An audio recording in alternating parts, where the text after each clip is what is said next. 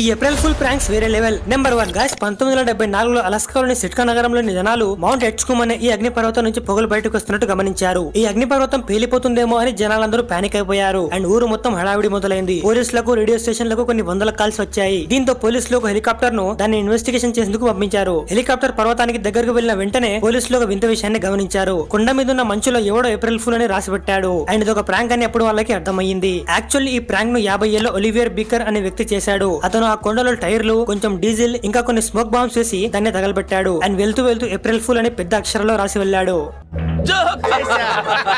Number 2 friends, ఒకసారి ఈ prank చూడండి. ఇక్కడ ఈ వ్యక్తికి తన భార్య కొన్ని లాటరీ టికెట్స్ ఇచ్చిస్తుంది. అండ్ అతను వాటిని స్క్రాచ్ చేస్తూ ఉంటాడు. అప్పుడే అతనికి ఆ లాటరీ తగిలిందని తెలుస్తుంది. అది కూడా $5,000. తర్వాత అతను ఇంకో లాటరీని స్క్రాచ్ చేస్తాడు. అప్పుడు అతనికి $10,000 లాటరీ తగులుతుంది. ఇంకేముంది, మనోడు వెంటనే కార్ తలాలు తీసుకెళ్లి దాన్ని రిడీమ్ చేసుకునేందుకు బయలుదేరతాడు. అప్పుడు అతని భార్య, బేబీ అవి నకిలీ లాటరీ టికెట్స్. ఈ రోజు ఏప్రిల్ 1 కదా, నేను నిన్ను